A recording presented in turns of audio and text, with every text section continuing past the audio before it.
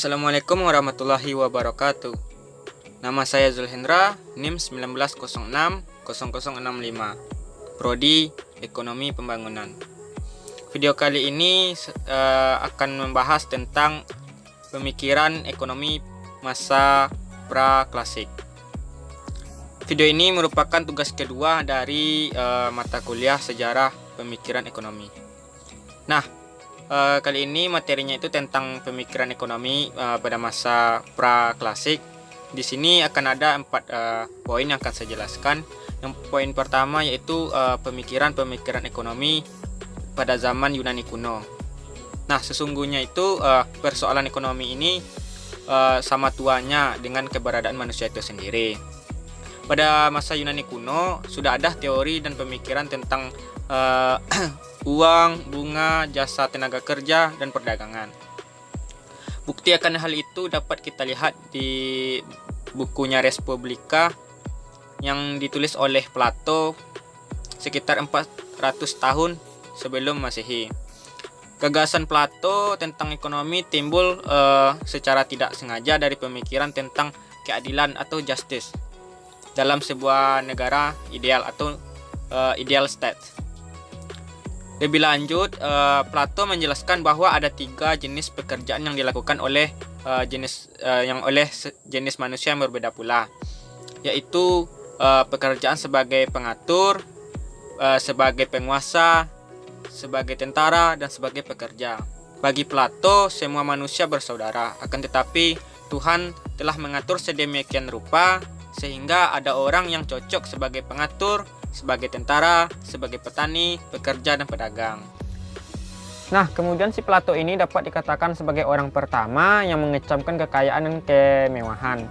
Nah, agar setiap orang bisa hidup sejahtera secara merata, manusia itu perlu mengendalikan nafsu untuk memenuhi keinginannya yang melebihi batas sewajarnya gitu.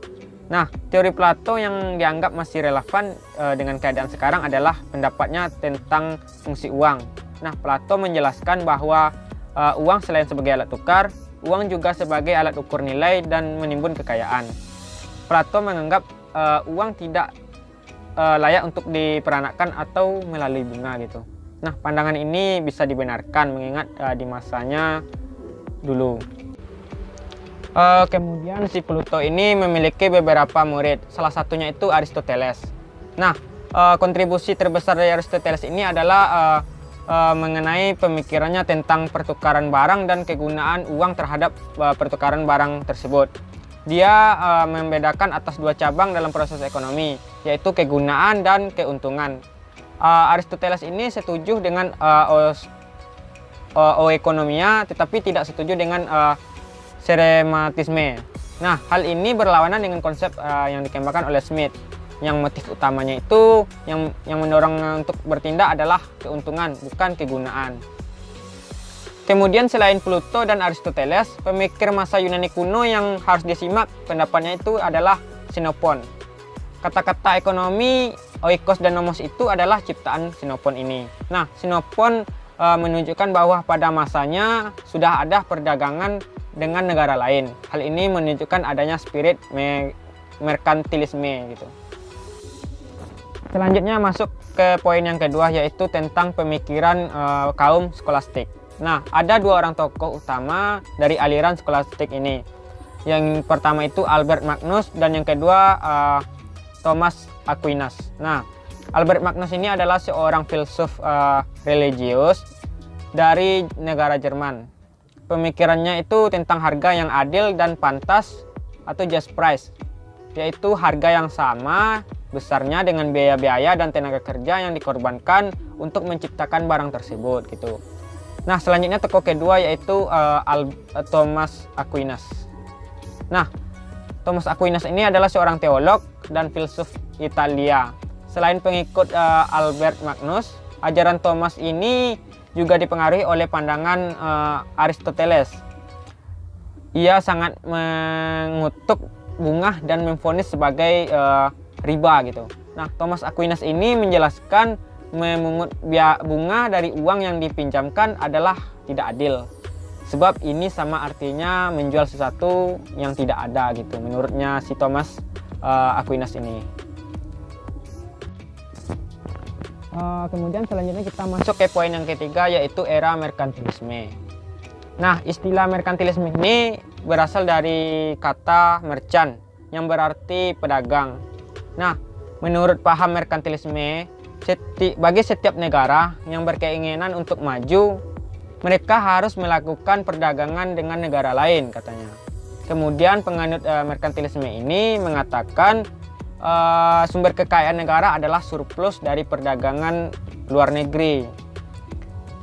Kemudian uang sebagai hasil surplus perdagangan adalah sumber kekuasaan, katanya. Tokoh-tokoh merkantilisme ini sangatlah banyak. Beberapa di antaranya itu ada Jean Baudin, ada Thomas More, ada Jean-Baptiste Colbert, ada Sir William Petty, kemudian ada David Hume. Nah, Jean Baudin ini adalah ilmuwan dari Prancis. Ia dapat dikatakan sebagai orang pertama yang secara sistematis menyajikan tentang uang dan harga. Menurutnya, bertambahnya uang yang diperoleh dari perdagangan luar negeri dapat menyebabkan naiknya harga barang. Selain itu juga bisa karena praktik monopoli serta ada pola hidup mewah dari kalangan bangsawan gitu atau raja-raja. Kemudian tokoh selanjutnya itu Thomas More. Thomas More ini adalah saudagar kaya dari Inggris.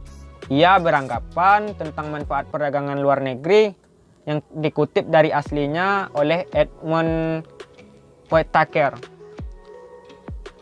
Jean-Baptiste Colbert ia bukanlah seorang ahli ekonomi, tetapi ia pejabat negara Prancis sebagai menteri utama di bidang ekonomi dan keuangan dalam pemerintahan Raja Louis yang ke-14. Pada masa itu, perdagangan luar negeri dianggap sebagai sumber utama kemakmuran. Pada abad ke-17 dan 18 di Eropa dianggap sebagai zaman kapitalisme komersial sebab saudagarlah yang memegang kendali perekonomian di masanya itu. Selanjutnya Sir William Petty.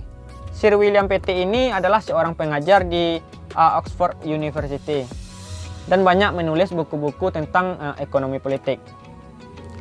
Sir William Petty ini beranggapan pentingnya arti pekerja atau labor ketimbang sumber daya tanah.